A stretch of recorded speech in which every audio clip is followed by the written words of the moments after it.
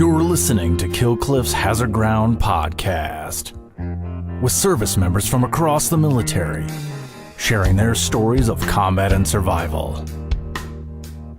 And now, here's your host, Mark Zinno.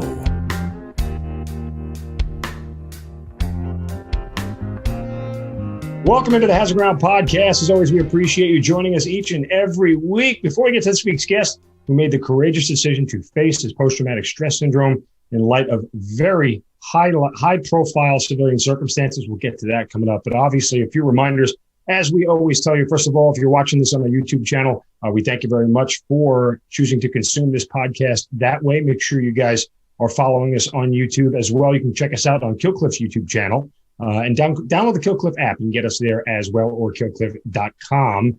Don't forget about all of our social media sites, Facebook, Twitter, and Instagram at Hazard Ground Podcast. I'm going to keep beating you guys up about the Apple reviews. It does not take long. Leave us a short review. Give us 5 stars and help continue to grow this Hazard Ground community. Again, we need to get to over 1,000 reviews. We're more than halfway there, but we need your help to continue to do it. So again, it does not have to be a lengthy review, although we love getting feedback from you guys.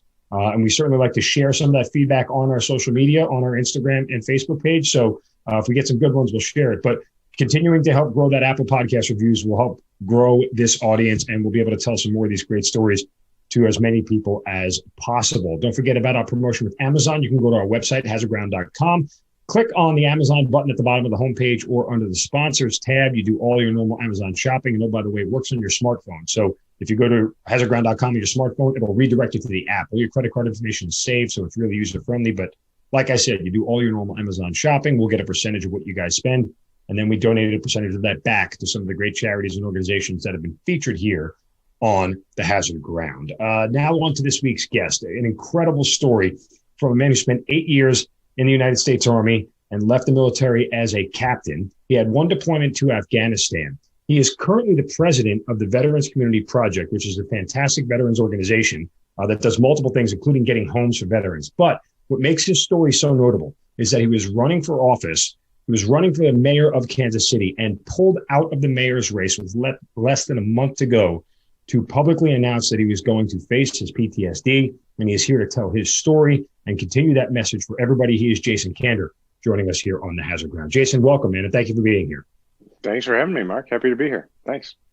Okay, so for you, it started way back around 9/11 when you first signed up for the Army. I mean, obviously that was the impetus, but kind of give me some more of the background on the decision, thoughts in your head. I mean, did you have anybody else who served ahead of time in your family that sort of drove you to that decision as well? Yeah, I mean, I didn't come from like a military family. I mean, I'm like a lot of people, my grandfather was in World War II. My great-grandfather was in World War I, although I never knew my great-grandfather. But I guess to me, growing up, it was really simple. It was like, when there's a war, you don't have to have like a military career to go serve. There's a war and you're of age, you go and you serve, and then you kind of go on with the rest of your life. Like that just sort of really made sense to me when I was young. And I remember I was in a headspace where pre 9/11, I was in a headspace where like I thought, one day I'm gonna serve, but I don't know that I ever would have. I think if 9/11 had never happened, there's about a 50% chance I would have like finished law school and like joined the JAG Corps Reserve or something. Maybe I don't know. Happy from A Few Good Men, right? Right. Well, like 1 weekend a month, like maybe I would have done that, but I don't know. And then 9/11 happened and it just changed the whole equation. It went from the maybe someday category in my mind to, well, this makes sense to me. I'm going to do what my grandfather, my great grandfather did. There's a war going on. I'm going to go serve. And then, I'll go back to my life. And I didn't want to be, I was about to go to law school, but I didn't want to wait and become a JAG officer. I figured, I'm going to go do something right now. So I went into ROTC with the objective of becoming a military intelligence officer, and that's what I did. So that's what happened for me. And I remember at the time, it was funny because I made the decision to join, and then I very promptly tore my ACL playing pickup football. And all my professors, who were all like Vietnam era, were seeing me going to get surgery and physical therapy to get into the Army. And they're like, you are doing this wrong, dude. Like, particularly because the Army was saying like, no, we can't take you without a waiver. And I'm going, well, I'm going to need to go get that waiver. And so it was interesting, people were saying things like, but you have this education and you have these opportunities. And that, I just remember that used to make me really mad, because I just thought about how, I don't know, condescending and pretentious that was, to feel like, because I don't know, because my family could send me to a nice school, that therefore I didn't have the same obligation as other people. And so that, a lot of that just fueled me. And so I joined up, and then once I finished with intelligence school, I volunteered and got to Afghanistan in the fall of 2006. It's funny you talk about when people say you have all these opportunities. I've told the stories, dozens of times on the show, but when I was a senior in college, pre 9/11, of course, and I had my ROTC scholarship, so I was graduating and going right into the military, and the job fairs were coming around for all the seniors, and my friends would ask me, you're going to the job fair? And I'm like, no. And they're like, why? And I'm like, because I got to go in the Army after. And they always said to me, why don't you get a real job? Yeah. Like, again, in the pre 9/11 world, the Army was not what we knew it to be. Well, yeah, I mean, it's funny if you go back and you watch the depiction of the military in movies, pre 9/11 and post, it's two completely different militaries. It's the difference between, I don't know, like Stripes and any movie since 9/11, right? I mean, Stripes and like Zero Dark 30. I mean, it's just two completely different militaries. And, like I'm from Kansas City. And so by the time I was in college, I had guys I'd been in high school with, guys I'd played Little League with, guys I'd played summer ball with, who were in the Army or the Marines. And I remember feeling like feeling a certain sense of inferiority, like in the sense that like they were doing something that I wasn't willing to do. I was aware of that. And so then when 9/11 happened, I just remember feeling like, well, I'm not going to go through the rest of my life knowing that there was a war and my country was in it and my country was attacked. And I just went ahead and went on as if nothing happened. Like I didn't feel I could do that. But that was such a huge divide in the sense of like how I grew up and where I grew up versus where I was at the time. I was in Washington, D.C., going to American University, about to go to Georgetown for law school. So, a lot of the people I was around, they came from a place where you went into the military if you couldn't get into college. Like, right. Why would you, it's not just like a choice among other choices to them. So that was an interesting, river to swim upstream against, sort of in my friend group at the time. Yeah. And I mean, for us Army guys, the old cadence was true, got a letter in the mail, go to war or go to jail. Go to jail, right? yeah. I mean, that was, right. For the civilians listening, that was actually a cadence, a Jody call that we would have, because literally sometimes that was the option for people, the military was seen as a way out. Now, how old were you? You said you were heading to law school. Does that mean you had already had your undergrad and everything was done? Yeah. So I was in my last year of undergrad when 9/11 happened. So when I got to Afghanistan, I was 25. Okay. Right. I was 25 when I got there. And, the interesting thing about that perception is it unfortunately is also the perception in a lot of ways within the Army, right? Like the idea that a lot of I think troops feel like, well, I'm here and, like, I don't know, there's sort of this reinforcing thing where sometimes they feel like, I don't know. I just depict it with a conversation I had. I remember I was on my way to Afghanistan and I was an individual augmentee. So I was being sent. I wasn't like sent with a unit. I was sent to fill a position. And so I landed in Qatar to get, my equipment and stuff for a couple of days before going forward. And I remember there was a specialist, an E4, driving me from spot to spot just so I could pick up my body armor and all that kind of stuff. And he was asking me about, what I did back home and everything, because he knew I was a reservist. And I was explaining, I work at a law firm, I practice law and that kind of stuff. And he's like, wait a minute, you're a lawyer? And I was like, yeah. And he's like, and you're going to Afghanistan as not a lawyer? I'm like, right. And he's like, and I just remember the conversation because he was like, sir, what are you doing here?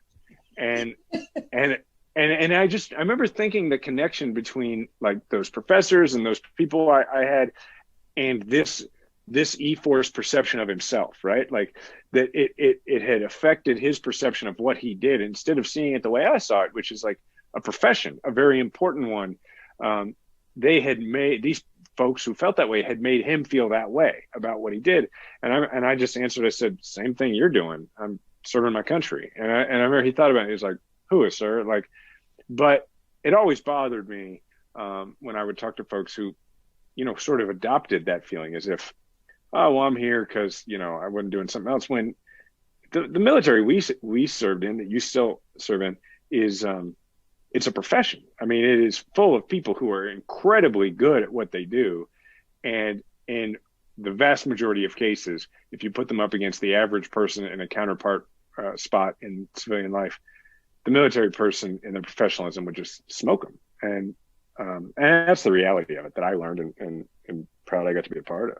Yeah, and yet we still can't translate that military job into a civilian job that someone could easily walk into in a post-military career. But again, that's a clearly different discussion. But well, you alluded to it, so I had to bring it up. Yeah, but the thing is like we have a tendency to put that on the service member. But the truth is that is also on the folks who put that perception into our culture, because we're going through the longest period in American history without some form of mandatory service, like consecutive generations.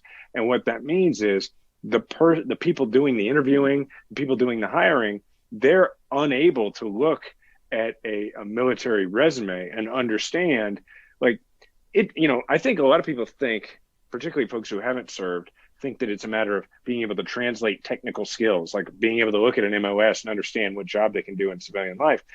But that's not it. It's just if the people hiring had ever served, they'd look at it and go, oh, okay, this person was an E5, they deployed, got it. They've been in charge of like 20 people, millions of dollars in equipment. They can do any job at this place, you know, and that's the disconnect that we need to work on. All right. So aside from that, you deploy as an individual augmentee. So, I mean, this was something that you clearly were gunning for. Were you doing that because you were worried that you weren't going to get an opportunity, or were you, I mean, look, I went when my number was called. I full disclosure, like I wasn't, you know, when war broke out, right after 9/11, I'm like, I'll go. And then you watch 2-3 years of war go on. You're like, maybe I should flex a little bit. And you know, and I never volunteered, but you know, when my number was called, I didn't dispute it. You know what I'm saying? So like, I'm just kind of curious in reference to what your thinking was as to why you needed to get downrange so quickly. Well, you know, so I went in after 9/11. I wanted to go in right after 9/11, but I had the knee injury and had to work through that. So I wasn't able to actually go into the Guard until like I think August of 03 or September of 03. Like that's when they were able to actually take me, because they were able to give me the waiver for my knee and all that. And then I got my commission in May of 05. And so by that time, you know, it had been going on for about, you know, 3.5 years. And yeah, I guess in some sense, but not in a career sense, just like, you know, I was moved to do this because I wasn't moved to do it because I wanted to just wear the uniform and go to drill weekends, right? Like I was moved to do it because I wanted to go and do, at that point, what I was trained to do. I mean, and I think that's pretty common, right? Like just understanding, and I'm sure you felt the same thing. Like I want to go do what I'm trained to do. And I felt really strongly, you know, maybe naively and idealistically, I felt like, well, if I do my job well, maybe more people get home safe. And I have no idea if I achieved that. We never really know, right? But that's what 25-year-old, you know, thinking he's bulletproof Jason was thinking.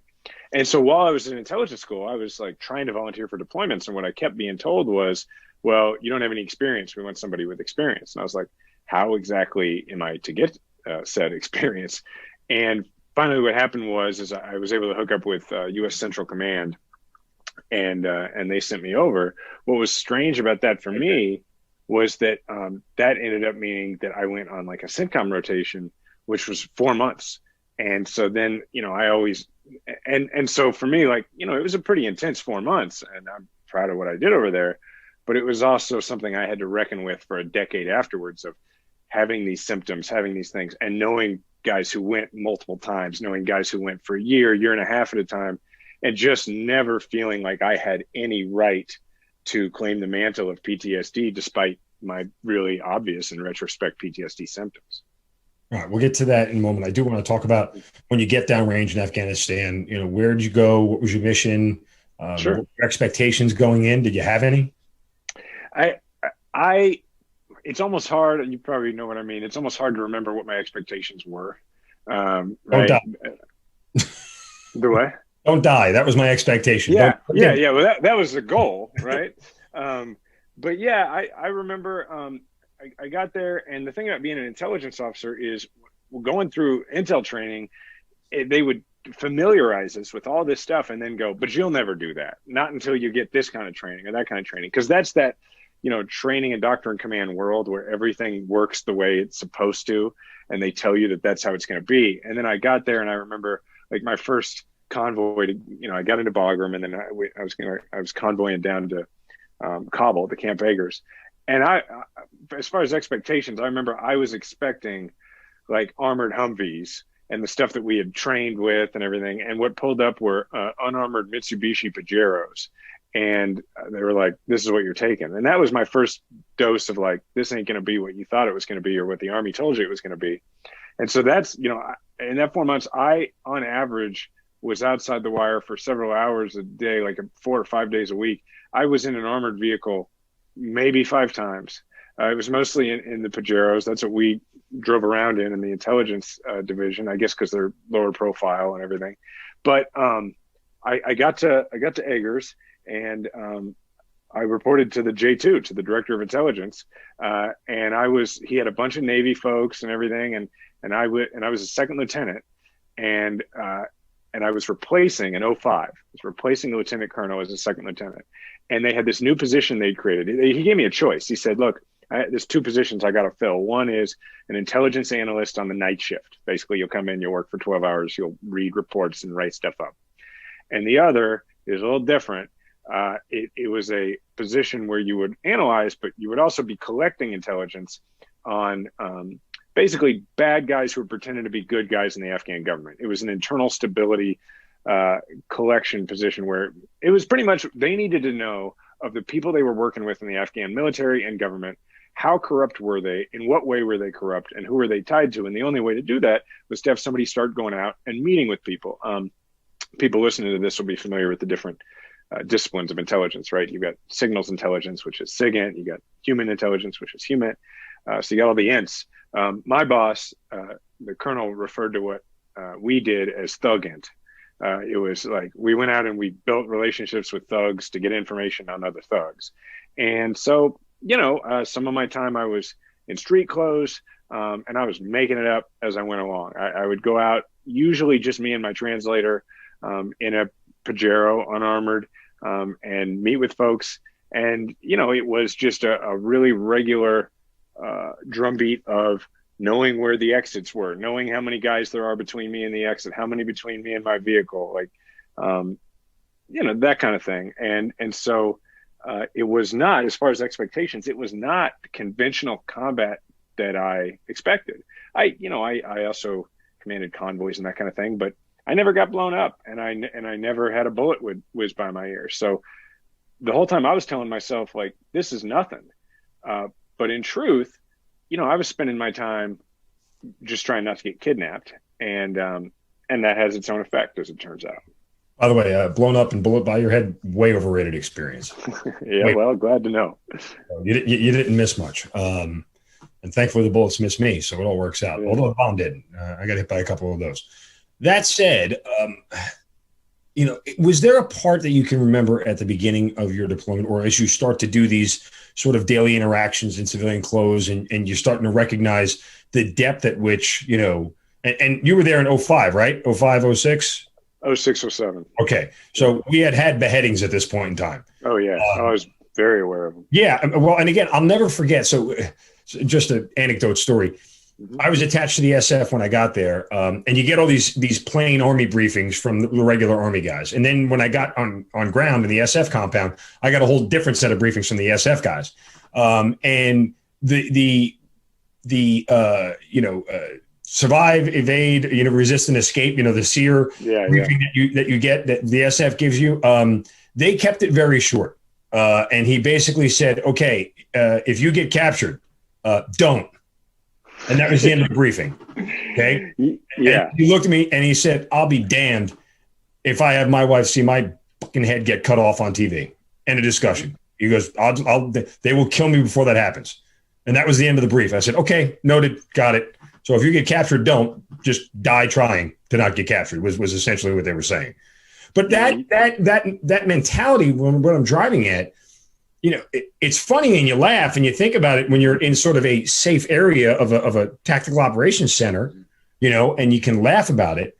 But when you're actually in that scenario and you're in downtown Baghdad, in your case in Afghanistan, and you realize that's a real thing, and you're like, yeah, that's a lot of weight on your shoulders. So what I was asking was there a moment where you started to realize that, man, I'm breaking under all this pressure. Like it's getting too much every single day. No, not while I was there. Because in fact, while I was there, I thought that what I was doing was no big deal. And frankly, I thought, what a privilege it is to be able to do this, because when there's a certain feeling you have when you put on a uniform for the first time, you're a part of something. And then you have this incredible pride when you put it on each time. And then when you're in a combat zone and you don't have to wear a uniform, it's a completely different feeling. Now you go from, oh, wow, I am a soldier, to, holy shit, I think I might be a cowboy. And that is exhilarating at a whole other level, right?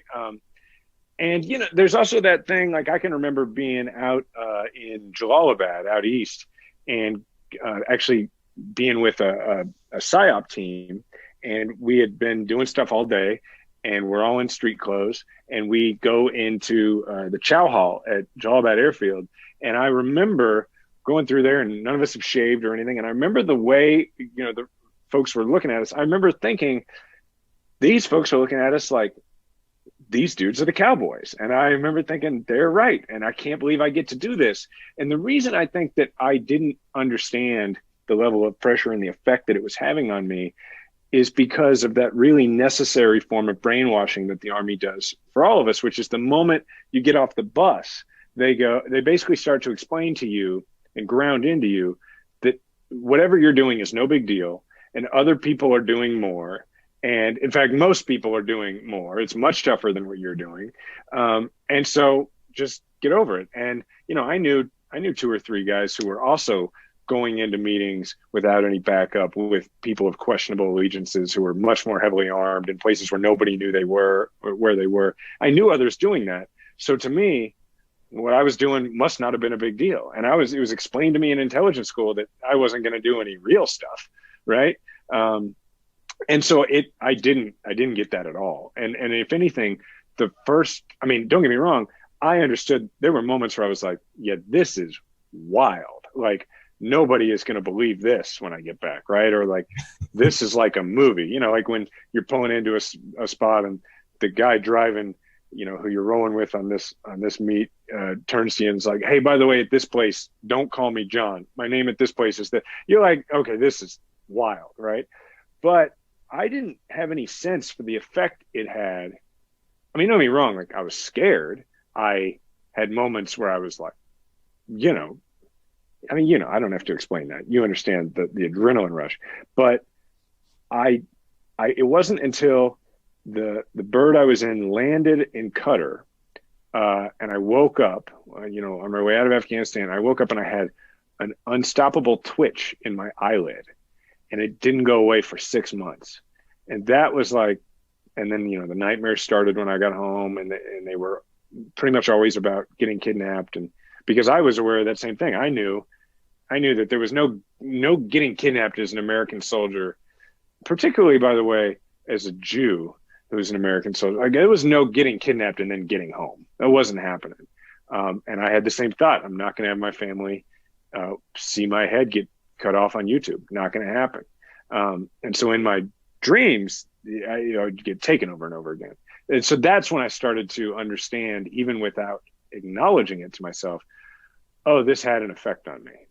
Were there any close calls that you can think of? I mean, did a mission stand out where you can remember that, your heart was racing more than another, that you felt like something bad was going to happen? I mean, anything come to mind? Yeah, I wrote about it a little in I sanitized it probably because at the time I wasn't really copying to post-traumatic stress, but in my book. So I had developed a pretty good contact in the Afghan Attorney General, a guy named Abdul Sabit. And he was a great contact for a few reasons, one of which was he spoke fluent English, which was nice. And another was he had no discernible incentive to help anybody kidnap me, which really put him up the power rankings in my book. And he was doing this anti-corruption campaign. And I had been really studying him even back in Tampa when I was at CENTCOM before I deployed. And so I developed a real contact out of him. Kind of just used the fact that I was a lawyer back home. All lawyers just like to talk about being a lawyer. It just turns out they're all the same, right? And the thing was, he was also quite the target of assassination, and I later learned that he was involved in plenty of corruption himself. And in fact, I learned it rather abruptly in this meeting because there was this guy who we had been looking into pretty heavily as a very corrupt member of the Afghan border police, a guy named General Haji Zahir. He was a border police general out at the border. And so I had these regular meets with Sabit, the Attorney General, and there were a couple of guys from like Pentagon agency type guys, is all, that world of intelligence, who wanted to come along with me and meet Sabit. And so we went, and I remember we pull up into his little compound, and there were more like security goons there than usual. In fact, there were some Afghan border police goons there, which didn't make any sense, but there they were. We weren't near the border, and also that was not his usual detail.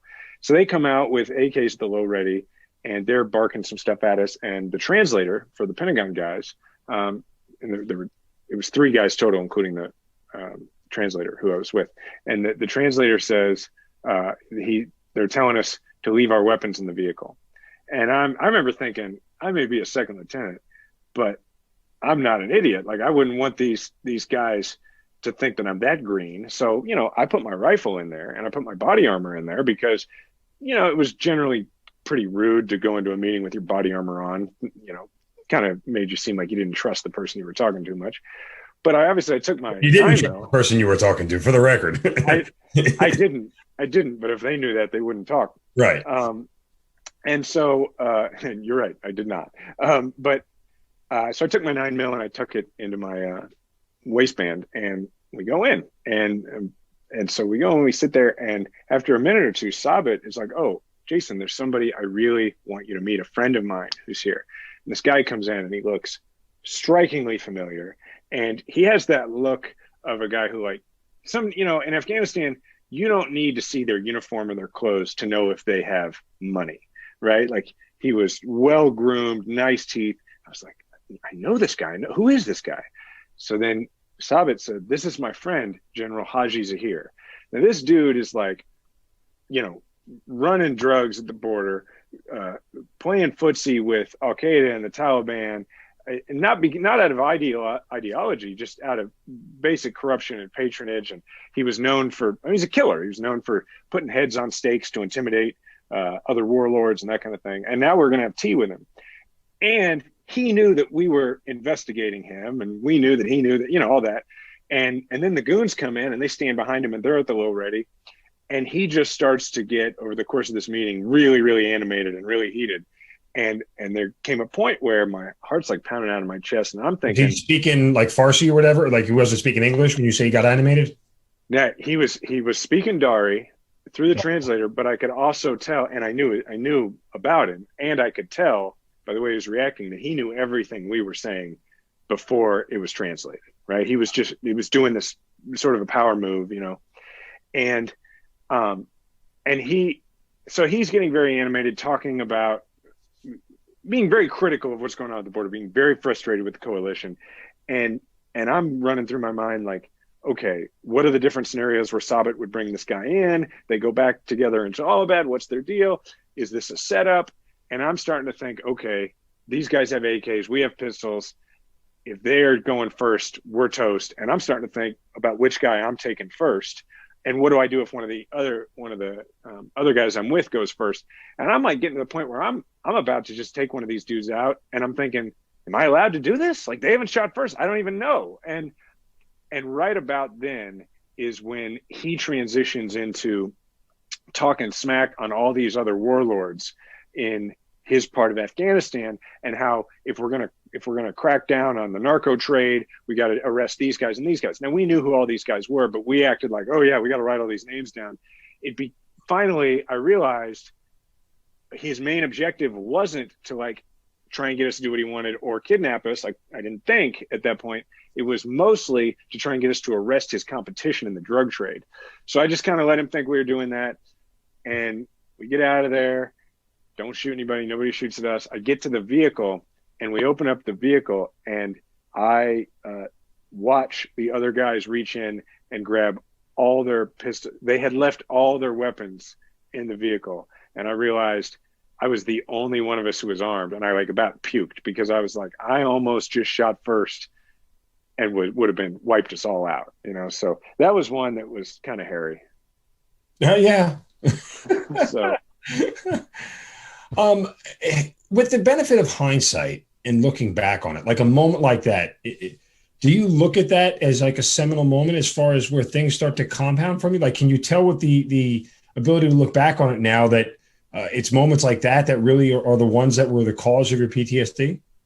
Yeah. I mean, it definitely, that and a few other things, you know, and a few other days were the stuff that I worked on in therapy, you know, with prolonged exposure therapy, telling those stories over and over again, and then recording them and then listening to them and all that to really make it so those memories didn't have a hold on me anymore. And working through that stuff is how I've been able to, you know, I don't want to say overcome, but manage or substantially reduce hypervigilance, being able to have my back to a door, you know, all that stuff. And also the nightmares are a lot less frequent. It was wild how the nightmares evolved. Like, when I first got back, they were very predictable. They were just like sequels, you know. It was like I was back in the same spot in Jalalabad or Kabul or wherever, but it ended differently. And then after a while, I was able to convince myself I must be getting better, even though the nightmares were getting worse. But I convinced myself, because, and I even wrote in my book, that oftentimes the venue for the nightmare, the environs, were no longer Afghanistan. It would be my house, or it'd be a meeting here in the United States. And I wouldn't be in the Army at the time, but somebody would try to take me. Or sometimes it was just, I'd be in a meeting and I'd look and I'd literally see something out of place. I'd just be like in a business meeting, and I'd look over and like see a toaster and be immediately, it would induce panic. That toaster's not supposed to be there. And then I would have sleep paralysis. So my brain would wake up, my body wouldn't, and I couldn't breathe. And so that was terrible. But I told myself, well, it's not PTSD, because it's not even about the military. And it wasn't until I was in therapy when I found out, actually, that's very much PTSD. And that's a really dangerous thing, because when your nightmares evolve that way, and now they're about your modern environs, but they're based on the exact same memories. Well, now it feeds your hypervigilance, because if you're having nightmares every night where you're in your modern environs and you're being kidnapped, whether it's by the Taliban or anybody else, now everywhere you go, you feel like the threat is real, because every night it plays out in the place where you are. So yeah, I don't know. I don't remember your original question. No, I mean, I'm just, one of the things that interested me, you talked about therapy, how you had to tell these stories and then record them and then hear them back again. I guess one, I'd like an example of a story, if you can remember. Yeah. Two, I want to know, you know, when you hear those things back, what's it like? I mean, take it from somebody in the civilian world as a radio host. Like, I listen to my own show often to understand and try to get better. So it's always a little weird to hear your own voice and what you do, because you think you knew exactly what you just said, but you don't know exactly what you just said. So I know I threw a lot at you there, right there, but no. Start with the therapy one. Well, start with an example of one of the stories that you would tell first.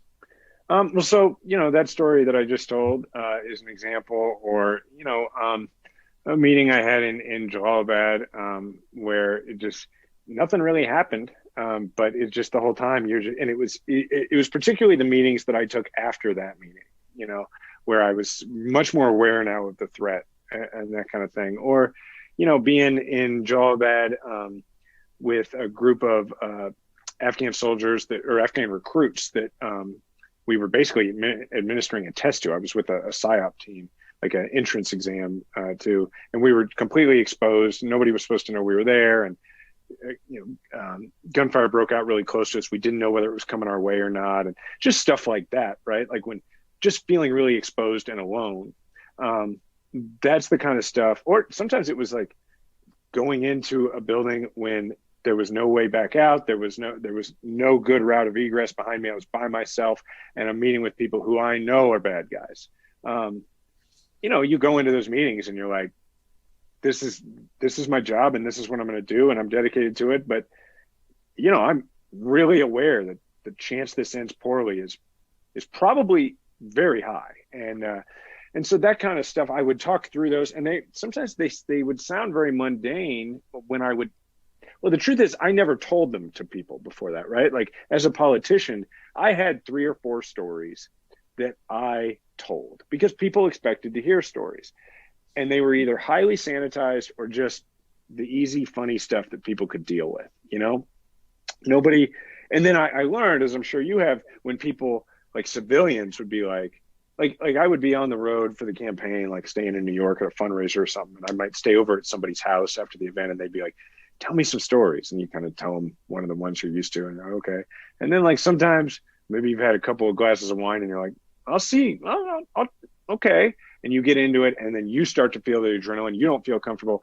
But then also now they've just heard you tell a story about the time that, you thought the driver was kidnapping you. And so you put a pistol to his head and started screaming at him, and, and all this stuff. And now they look at you differently. Now you're a different person to them. And so I learned, like a lot of veterans do pretty quick, that I've always, you always hear people say, well, my dad, he didn't talk about it much. And we've always assumed that's because they didn't like to talk about it. And that's kind of true. But it's also that they just didn't think you wanted to hear about it, because you tell those stories once or twice. You understand. Yeah, no, you're not going to understand. It's going to change your opinion of me. I'm just going to hold it back. And so as a result, I had never really told those stories. So when I was telling them in therapy, I was re-experiencing, my heart was racing, I was sweating, that kind of stuff.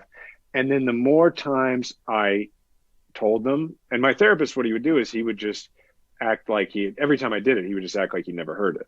And then I recorded on my phone, and then my homework between weekly sessions was I couldn't multitask. I couldn't treat it like a podcast. I had to close my eyes, put in the headphones, and listen to myself tell the story. Then I had to do it again. And every time I did, it would unearth additional parts of it. And eventually I was just able to listen to it or tell it without feeling anything. And I remember, in fact, at one point saying to my therapist, hey, I'm kind of bored of this one. Can we move on to a different story? And he laughed and he said, yeah, boredom is the goal. If we're at boredom, then it doesn't have a hold on you anymore. And yes, let's move on to a new story. That's crazy. It makes a ton of sense, but it's crazy. Yeah. There's so much of what I learned in therapy. So much of therapy is just like my great uncle said to me once when I was starting therapy, he said, therapy is a master's degree you get in yourself. And that's what it was. It was like going to grad school, it was like half just learning about the brain and half learning about my brain. And then all this stuff where I'd learn it and go, yeah, that makes sense. And I never would have gotten there on my own. I never would have figured that out. Yeah, I heard you say in another interview that you never felt comfortable with the term PTSD because you didn't feel like almost you had earned it. You have all your fingers, you have all your limbs, you don't have any bomb scars or bullet scars or anything else. And while I certainly can sympathize with that, because again, I've never been officially diagnosed with PTSD because I've never went to a doctor for it, but I know what the symptoms are. And I have had certainly plenty of episodes that have, caused me to understand the nature of what it is. But that said, I agree with you in a sense where it's like, I didn't want to be a pariah. Like I didn't want to be somebody who, it's not even a question of looked at differently. Like it's almost like just figure it out, man. Like just figure it out.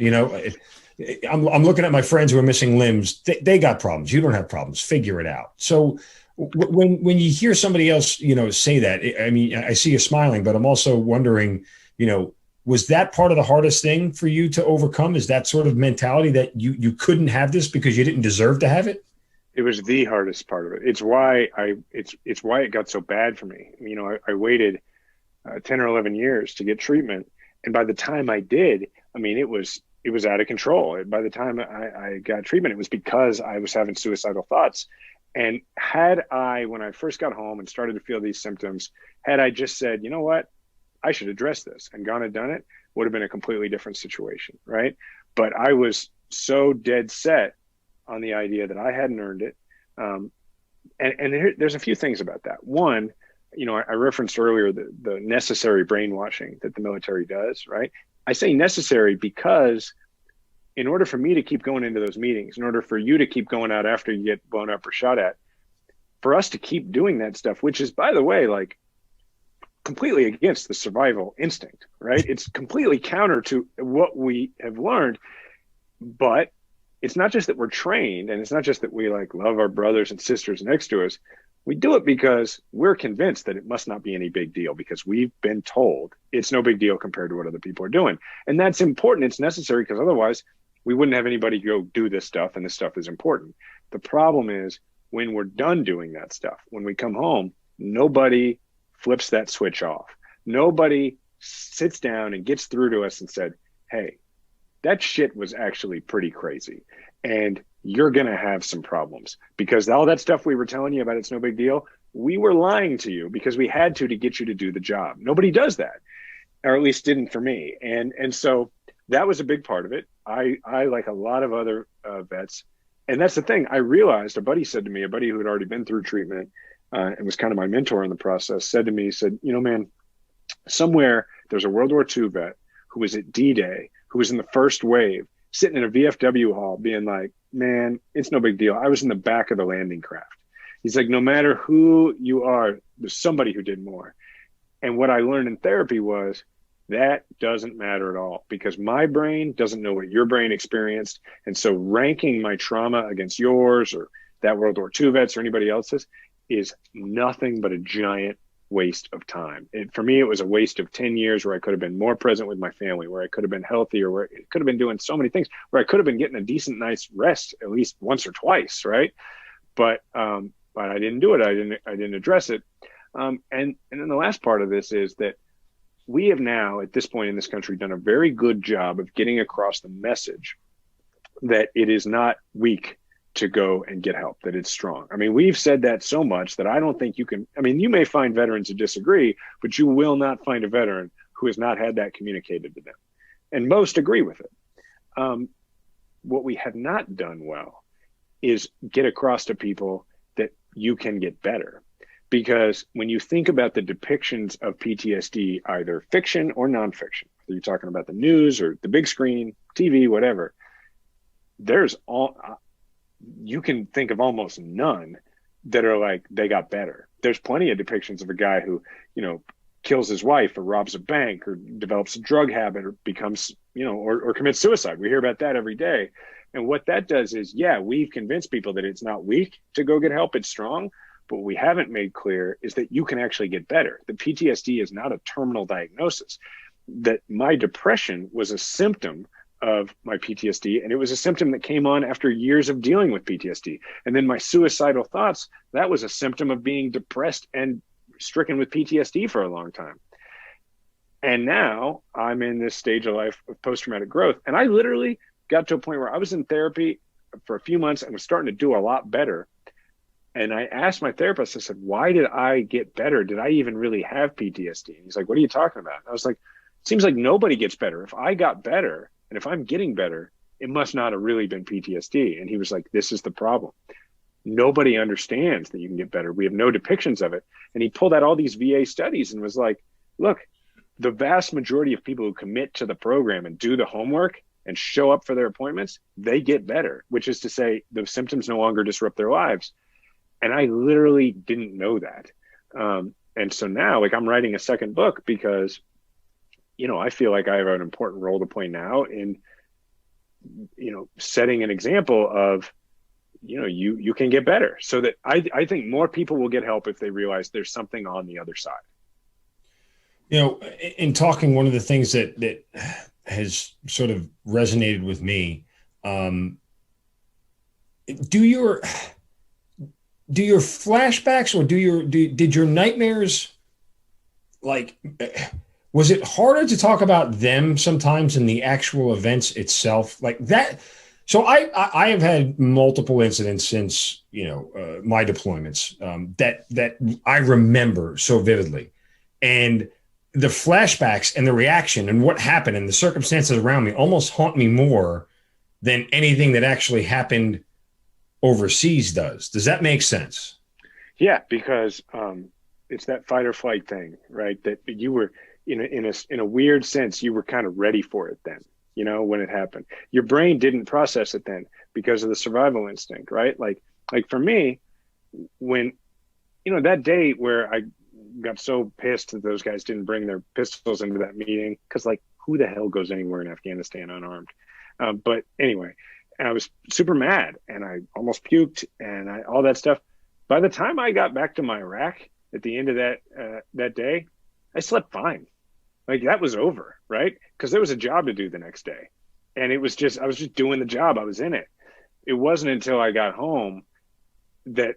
And it wasn't even like that exact memory played out as intrusive in my mind at night in my subconscious. What it was just versions, all sorts of different versions of it. And what I learned in therapy was that the reason that was happening, it was so counterintuitive.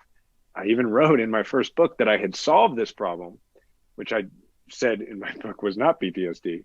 It's the only part of the book I wish I could rewrite, right? I'd said, I solved it. I don't watch war movies, and I'm, and that kind of thing. Well, what I didn't realize is that's this thing called avoidance. And so it was very counterintuitive. My therapist was like, no, you got to talk about this stuff. You got to watch these movies. You got to do these things, because the reason you're having these nightmares is because your brain wants to deal with this stuff. And you've got your guard up all day. You are distracting yourself with your work. You are doing all these things so that you're not thinking about it. And then when you go to sleep, your guard is down and it all rushes in, and your brain is like, we are dealing with this shit now. And so now, like, if I have nightmares for a few nights, I'll go watch Band of Brothers. I'll go watch something that I wouldn't have watched back then. Because the thing is, probably like you, it's like junk food. I enjoy watching that stuff, right? I joined the military. I understand that world. I like that stuff. It has an effect on me right after. I have to come down a little bit, but I let myself process it, and then I sleep great. And so, in many ways, the war with myself after being in the war was much harder. Like, when I think about my deployment to Afghanistan, there's triggers, there's things that affect my body. I have sometimes still physical reactions, but when I think back on, like, my memories of being there and being with everybody, maybe it's strange. I don't think so. To me, those are happy times. I was fully utilized. I knew exactly what I was doing and why I was doing it. And I felt important. I felt like what I did mattered. And I never felt like anything was mundane. Does that make sense? Yeah. I mean, look, I say it repeatedly, and I don't joke around. I look at people and say something. Combat was easier than certain things in the civilian world, right? Because the focus is linear. Stay alive, keep your people alive, and do the job. Really simple stuff. No outside distractions, no emotions involved. It's very business. And so you can lock in on that for an extended period of time and not really get off track. It's when your spouse is nagging the hell out of you and your kids are screaming. And, oh, by the way, your car just broke down and somebody passes away and life begins to suck life out of you. You don't have that problem. Again, when you're downrange, it's much easier to compartmentalize all that stuff into one singular thought. You even get up every day and put on the same thing. Yeah. Like, you don't even have to pick anything out, right? At one point in therapy, my therapist put up on he used the whiteboard a lot. Like he almost like taught class, and on the whiteboard, he put on one side, he put Afghanistan, and on the other side, he put here. And he drew a line down the middle, and he was like, okay, list a bunch of the stuff, like the emotions that you need to, be here. And, empathy, all that stuff, just to be a good human being here. And then he was like, all right, list the stuff that you need in order to be over there. Right. And it's like a little bit of anger, alertness, all that stuff. Right. And he's like, okay.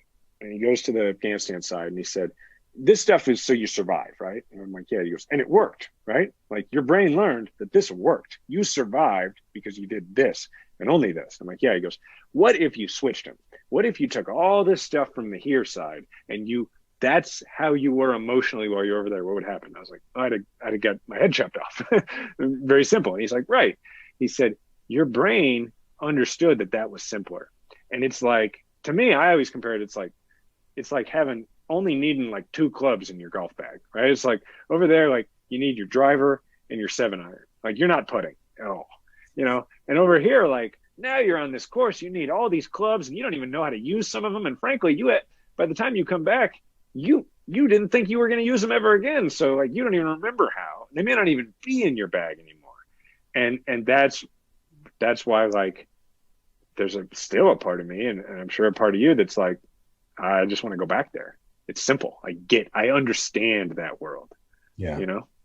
By the way, great analogy.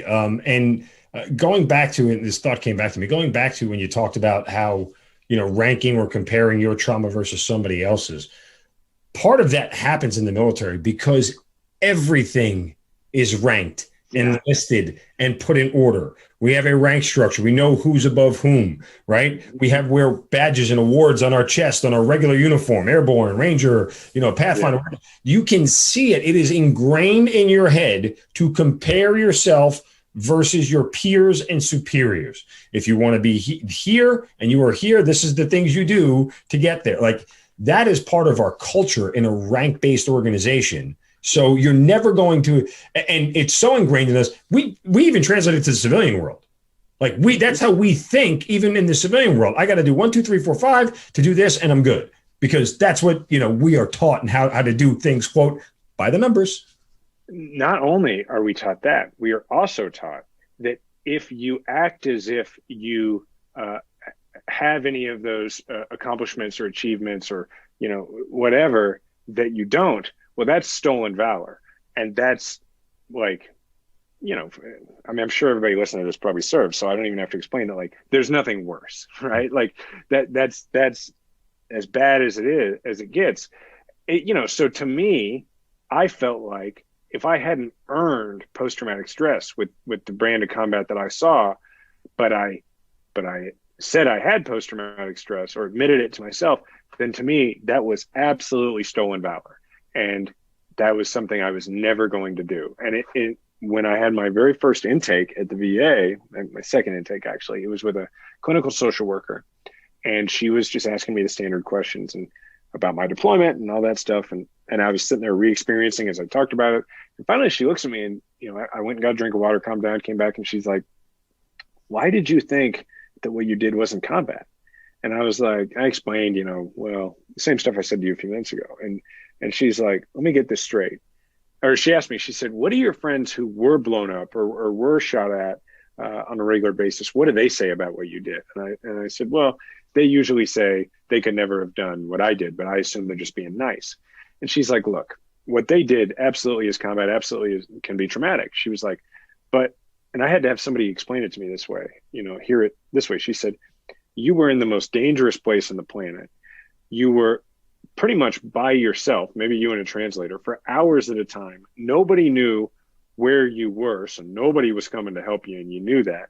And you were meeting with some of the most dangerous people on the planet. And she's like, and it was for really long periods of time. And I was like, well, yeah, when you put it that way, it sounds kind of traumatic. And she said, she goes, and your friends who were in that situation, like they were with their friends. It was still traumatic, but like they weren't alone. And that usually lasted a few minutes. She was like, she was like, I'm not telling you what you did is more traumatic, but there are ways in which each is worse, And then she goes, and by the way, they probably didn't come home and get into firefights. You went home and went to meetings like for your work. And that was the first time that I was able to really kind of stop ranking my trauma against everybody else's and realize it was the first time I was willing to refer to myself as a combat veteran. And it was really, I don't know, validating in a way. I want to give the audience some context behind all this and how you got here, because in 2012, you were elected to public office in the Missouri House of Representatives, and then you went on to be Secretary of State in Missouri. And you have this blossoming political career. And you were running for mayor at the time, in a race that you were widely expected to win. And with a month to go, you decide what? Yeah, I mean, I think it was a few months to go, but yeah, I mean, yeah, and in fact, on top of that, you know, I was running for mayor, which was a surprise to everybody because I was really a few months before that I was running for president. I mean, I was in Iowa and New Hampshire, and it was going pretty well, and I knew that I was starting to get to a point where I was unraveling, and the stuff was getting harder and harder to deal with, and the politicking and the career stuff was no longer working as a self-medication. And so what I said to myself, I still wouldn't admit to myself it was PTSD, but I said, I'm going to go home, I'm going to go to the VA to try and figure out what's going on with me, and I'm going to run for mayor, because I thought, well, maybe that'll fill the hole inside me if I, instead of trying to become president, if I serve my neighbors, because I knew, you know, I was pretty well known, and I knew that I'd probably be elected. So I was like, I didn't see it as even running for mayor. I just thought, I'm going to become mayor, I'm going to serve my neighbors, and that's going to fill me up and give me that sense of purpose that I've been missing, or that was no longer working as well for me as it used to. And I didn't keep my promise to myself to go to the VA. I was worried about the public perception. You know, here I was, I still wanted to run for president at some point, maybe soon. And, you know, I was thinking, like, how can you run for commander in chief? People know that, like, you can't sleep through the night and all that stuff. And so I was running for mayor. Objectively, it was going really well. My podcast was like #1, and my book was a New York Times bestseller, and we sold $25,000 worth of T-shirts on the first day of my mayoral campaign. I mean, like, people talk about, you know, you want to have name recognition when you run for office. I had 100% pretty much face recognition. I mean, it was ridiculous, and I should have been enjoying it quite a lot, but I was miserable because I was really spiraling. And it got bad enough that I got scared, and I called the VA crisis line. And I called thinking, you know, still, I was thinking, like, my stuff's not legit. So I was thinking, like, they were going to be like, please make room on this line for somebody else. So I called, like, almost apologetically. I was scared enough of myself that I called. And my wife and I, she was the only one who knew I was having suicidal thoughts, and we decided I should call. And I just remember being just struck, like getting hit by lightning, by the realization, based on the sound of the woman's voice on the other end of the line, that my call was no different than any other call she'd had the whole shift. And she asked me if I'd had suicidal thoughts, and she was the first person other than my wife that I had said yes about that too. And that was it. That, like, opened the whole thing up. And I realized, like, I have PTSD, and this whole thing I've been doing, where I'm counseling other people who I thought had it and telling them it's not a weakness, you need to go get help. I was denying it to myself. And I remember realizing, like, holy shit, I got hurt over there, you know, 10 years later, like, realizing that. And that was that. And I was like, I'm not going to risk being one of the 22 a day. And that's when I decided I'm going to step back from everything, not going to be the mayor. You know, and so I went through therapy, and I also got really involved with an organization that helped me get in to weekly therapy at the VA, Veterans Community Project, and started hanging around there and really volunteering until finally they were getting ready. They were trying to go nationwide because people wanted them to, and they weren't sure exactly how to do it. And I had built a national organization before. So finally, after I'd been doing well in therapy and was showing up a lot more, they said, hey, you want to just come here and help us become national? And I jumped at it. So that's how I became president of Veterans Community Project. And, you know, over the last year, like you had set out to be.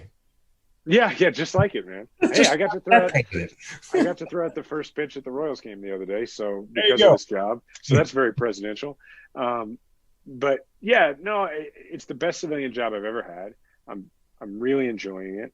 And on top of that, like in the last year, I've gotten back into politics, not as a candidate, because that's just not what I want to do with my life right now. But I was a surrogate for the Biden campaign. I still have my podcast, Majority 54, and it still does pretty well. And so it's been great, man. I've gotten to do the things I want to do instead of the things I feel I have to do. What was the conversation with your staff, your campaign staff, when you decided to pull out? How did that go? That sucked. And to be honest, like I had one conversation, and it was with one of my closest friends who was also my campaign guy, a guy named Abe Rakov. And he had just been there with me from the beginning of, mostly the beginning of my political career. He had run my Secretary of State's race. He had been my chief of staff as Secretary of State. He'd run my Senate race. He was going to run my presidential campaign, and then he was, helping run my mayoral. And so I brought him over to the house, and we talked about it. And then it unfortunately fell to him to tell all of these people. And because it wasn't just my mayoral campaign at that point, it was also this organization we had started, Let America Vote, which was a nationwide organization. And so and this was after I had already had to tell all these folks that I wasn't going to run for president. I was going to run for mayor instead, which they were very disappointed in. And some of them were upset with me. They got over it, but some of them were upset with me, especially because I couldn't tell them the real reason, because I couldn't even admit it to myself. I said like, I don't think we can raise the money, when we clearly we could have raised the money. And so that was all. It was a shitty time. Is there anything about that whole transaction that you wish you had done different? I wish I had done it 10 years earlier. No, I mean the pulling out of the race and the way you talk to your staff about, like, does any of that still bother you? Not the decision to pull out, because obviously you're healthy and you're flourishing, but I mean, the way you executed that decision. I'd like to say that I wish I had had the conversations personally, but I wasn't in a place to do it. I just, at that point, I was so broken that it wasn't going to happen. It wasn't going to work. And, Abe had always done that kind of thing for me. And it was the biggest thing probably I'd ever asked of him. So.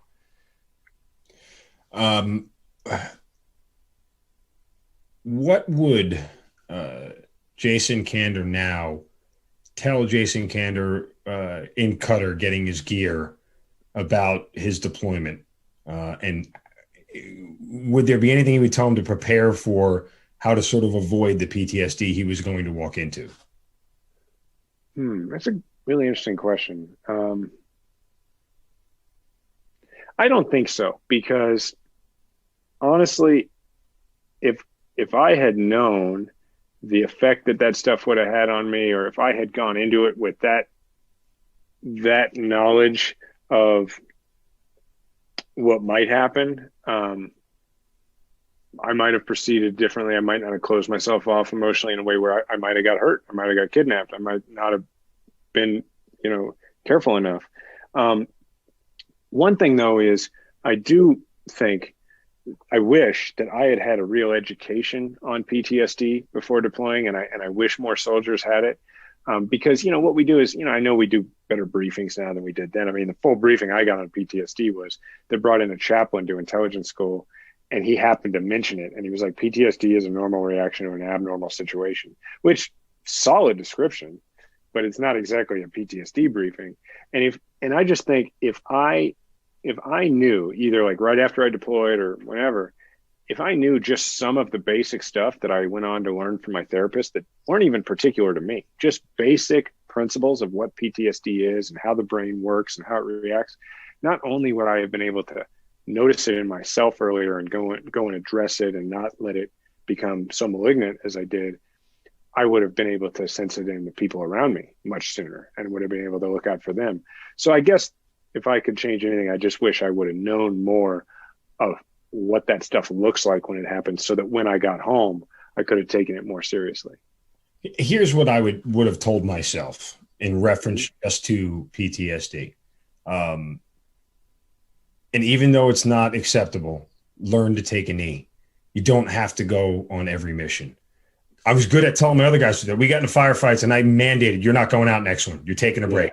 You're not going out on the next one. You need a week off, go sit down, just go decompress. But I never did that for myself because I was the guy in charge, right? And it was my show to run. So I give my guys breaks. I don't take breaks. But especially knowing what we know now about it, we don't, in our organization, we don't allow people to take knees enough. You know, in sports all the time, go sit down, take a breather. Right. Take a breather, right? You know, and we don't do that enough. And that's the one thing I would tell myself is that you don't have to be running point on every single mission to still be an effective combat individual. I think that's a really solid takeaway. In my case, I wouldn't have taken that advice, but only I don't think I would have taken it either. But yeah. But in my case, it wouldn't have been out of toughness or anything like that. It was like I arrived already feeling guilty about the fact that I knew that I had only been given a short deployment. And I was like determined I'm going to do every damn thing I can in the next 4 months to know that I made enough of a contribution. And of course, what happened, I still never felt like I made enough of a contribution. Probably there's no point at which you feel that way. So, well, that's not true. I do feel that way now, but without, you know. In fact, 27-year-old me would have given 40-year-old me the finger and told me to bleep off with that advice. I would have went out on every mission just to spite myself. Like that's what would have happened. That's why we send people who still think they're bulletproof. You know what I mean? Like, frankly, like you and I would be less effective now than we would have been then because we would, you know, now would we be better at many aspects of the job? Yes. But you can't send an entire army of 40-year-olds because we are like aware of like children who we have in our lives who are, you know, things like that. You're not going to kick in as many doors, right? Because you're like, hey man, you know, I got responsibilities other than this. Yeah. And that's why we send young people, you know? Yeah. Well, or to be capricious and not give a rip anymore. Right. Yeah.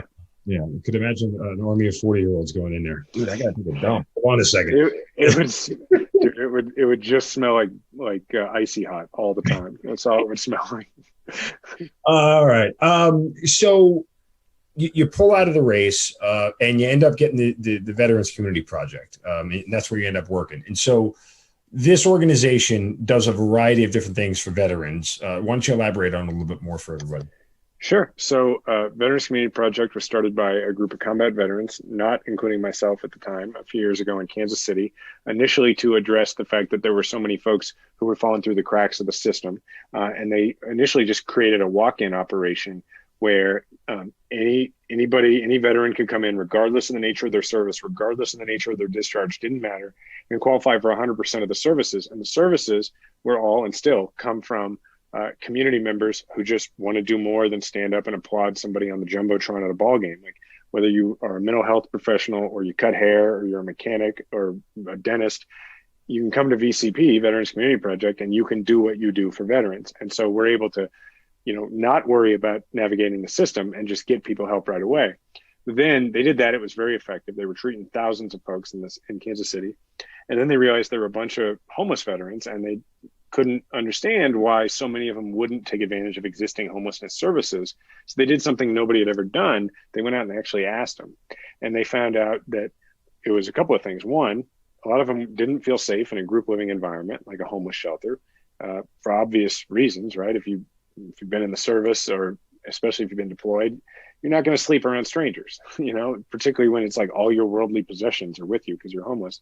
And then the other issue was that a lot of these programs that existed had all sorts of requirements like completely sober living right away, or you're going to be here for 60 days and then you're supposed to move on. And they were all going like, that ain't going to work for me. You know I got a lot of work to do on myself. So they came up with a really unique solution, which was a village of tiny houses for homeless veterans with wraparound full-on case management services, and with no limit on how long you needed to be there before you could transition into permanent housing. And, you know, the average transitional housing program for the homeless in this country if it has a 35 to 40% rate of successfully transitioning people into a permanent living situation, that's considered really good. At VCP, our rate is 93%. It's a revolutionary system, and so now we're building these campuses, the villages, the outreach centers, the community centers, which the outreach center being the walk-in operation. We're building these around the country. That's amazing. I love the fact that there is an like the success is really what gets me. Tons of veterans organizations out there, and I never question their integrity or their motives or their want to do good. But there are better ones than others that are more effective than others at getting from point A to point B. And I'm sure you know that. Yeah, I mean, I do. I'm really proud to be a part of it. It's been 2 years now that I've been with VCP, and as a politician, I toured hundreds of nonprofits, and I toured VCP 6 weeks before I dropped out of the mayoral race, and I remember instantly being just knocked over by the vibe, which I would describe as like if a forward operating base in Afghanistan and a startup in Silicon Valley had a baby. Like, it was innovative, but had that gritty, military culture to it. And I remember coming home that night. It was like out of 99 days that I campaigned for mayor, it was the one really good one. And I came home and I said to my wife, I wish I could just quit everything I'm doing and go work there. But it was a thing I said, but it didn't feel realistic, right? Like, in my mind, well, I'm a politician, I'm in this campaign. But 6 weeks later, I went to the VA. They told me, well, if you do get into weekly therapy here, it's going to be months. And the day before I made the announcement that made international news or whatever, I called the guys at VCP and told them I'd been to the VA and this is what they told me. And they're like, well, come on down. So 6 weeks after getting the VIP, you're going to be mayor tour, I went through the front doors of the outreach center like thousands of other vets, and they're the ones who expedited my paperwork and got me into weekly therapy a week later. So I'm a big believer in it. Wow, amazing. I want to ask you a very loaded question because this is fun for me. Sure. Let's see. Let's find out how much of a politician you are. The pullout of Afghanistan, thoughts, feelings, emotions. You sit on it. I have lots of emotions because I recognize and have recognized for a few years, in my opinion, it needs to happen. I mean, if you were to go back and write the American story from the beginning, you wouldn't write Afghanistan as the longest war in American history. You just wouldn't. And we initially went there to do a couple of things, right? To make sure we denied a sanctuary for Al Qaeda, and that it wasn't a jumping off point for international terrorism, and ideally to depose Osama bin Laden. Well, we did those things, and I get getting to the emotional part, like, I intellectually understand that this is the right thing to do. And yet it's really hard for me because I don't like the way it's portrayed, the way it's simplified as like people are acting as if it and Iraq were the same war. People, there's no nuance now in the history of it.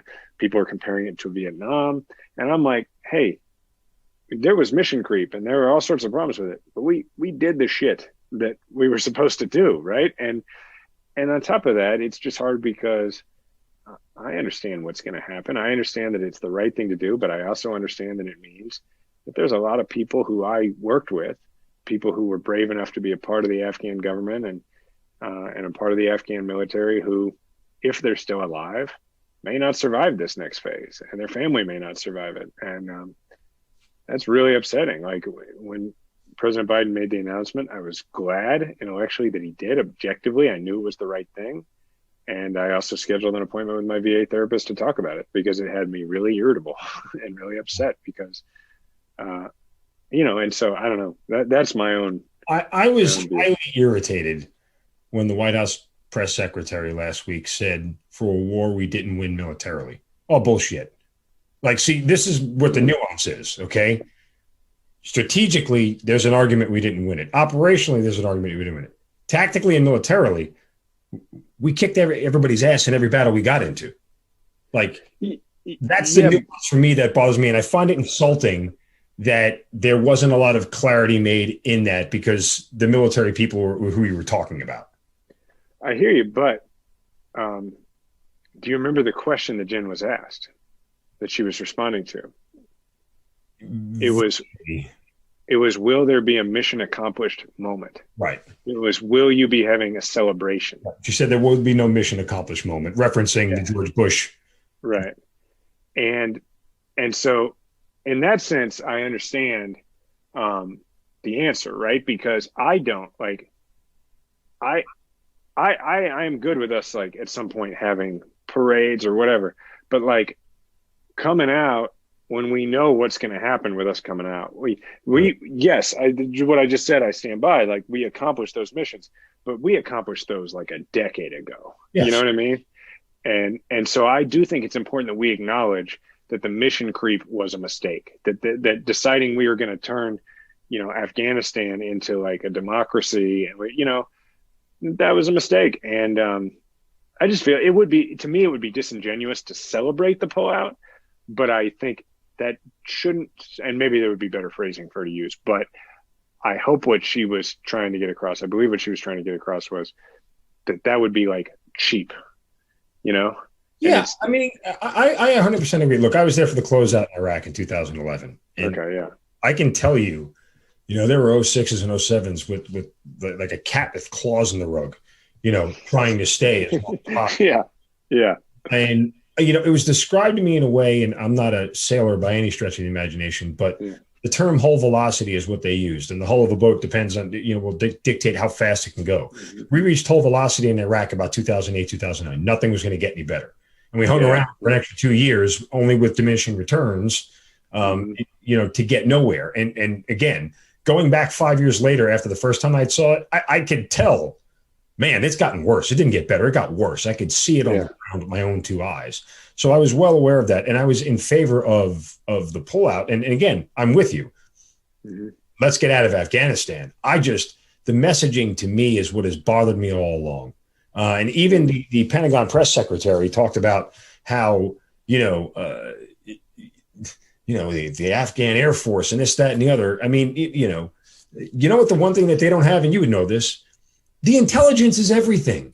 And they don't have the intelligence capabilities we do. And oh, by the way, even if they did, if you can't action them immediately, it's useless. Like there's a reason why when you call 911, you get a response in 3 minutes. If you wait 30 minutes to call 911, guess what? Bad shit happens. So if you can't action the intelligence immediately, you're wasting your time. And the idea that we're still going to support them financially is even more maddening to me, because now we're just giving money away. Like I'd rather us be there if we're going to spend money on this thing. Let us be there to spend money. Don't give them money that you're going to lose with. That's a bad hand you're playing. Yeah, I mean, let me unpack some of that. I'll just say that I get what you're saying. What I think the thing that like whether it's the Soviets or us or anybody who's tried to hold that ground, right? What everybody learns the hard way is that over there they have a different concept of time than we do, right? And so when you look at the statement, a war, now battles, yes, but a war that was not won militarily, it is very hard to make the argument that we defeated the Taliban on the battlefield.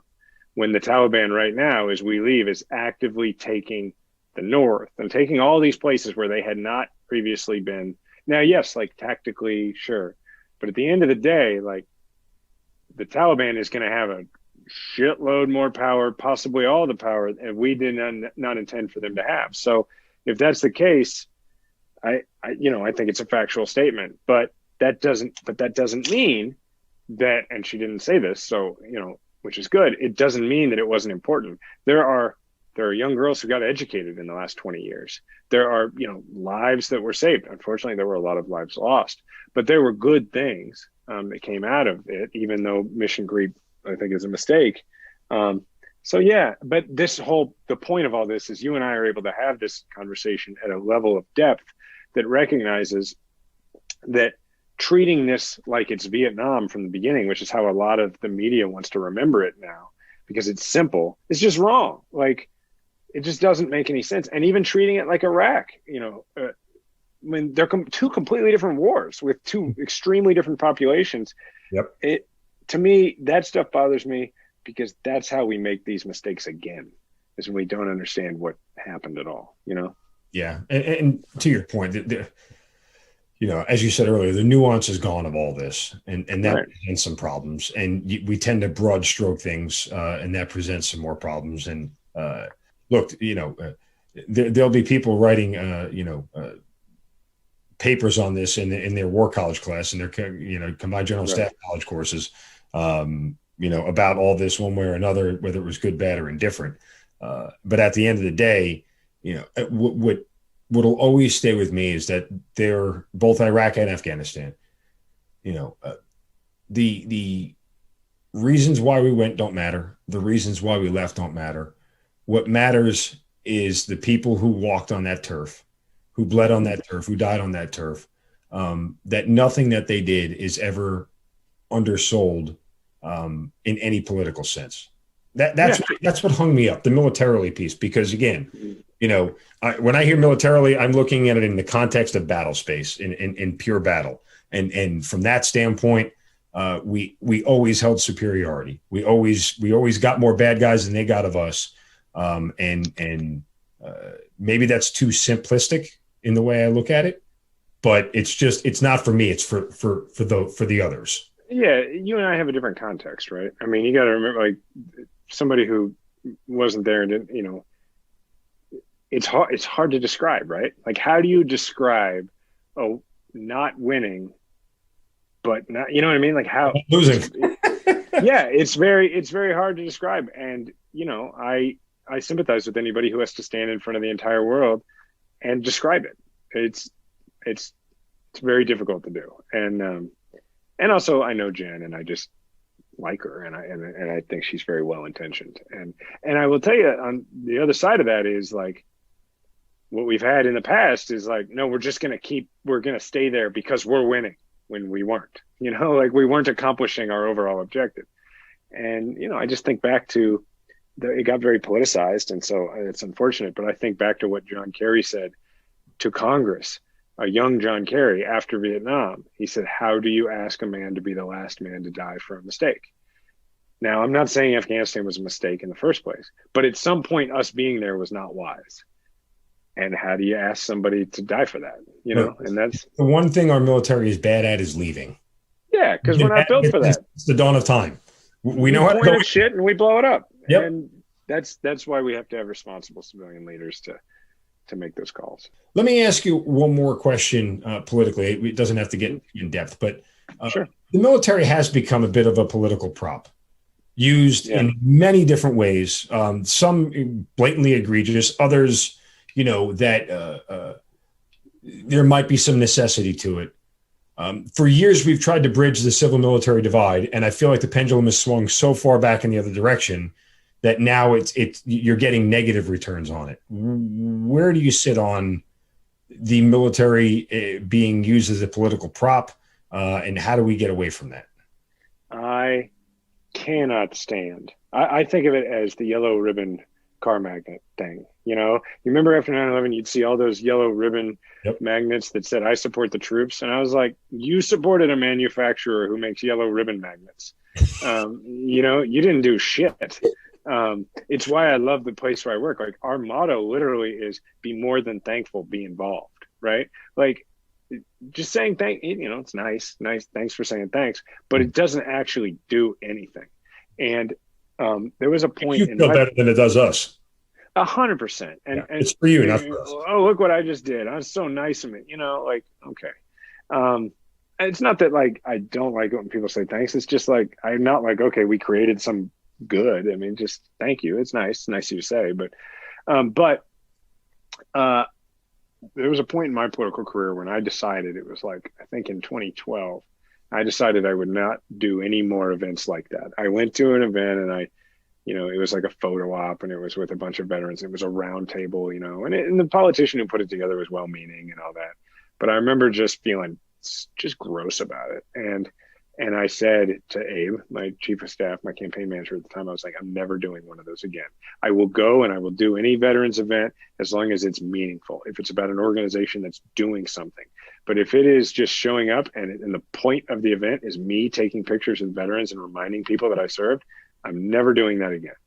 And, I didn't, I probably did events where I had actual conversations that were meaningful and said things that were meaningful, but I didn't do that because I continue to be really irritated at politicians who think that the most important thing that they can do politically with veterans is put pictures of them on their website, because that is useless. Like, and also it's counterproductive because, like you said, with the thank you for your service thing, it makes people believe that you did something. I mean, there was at one point like a bill that was something like the Fallen Heroes Act or something, and I was like, oh, interesting. And I looked it up. You know what it was? It was a bill in Congress to make it so that any family member of a first responder who died or a military person who died could get a flag flown over the Capitol.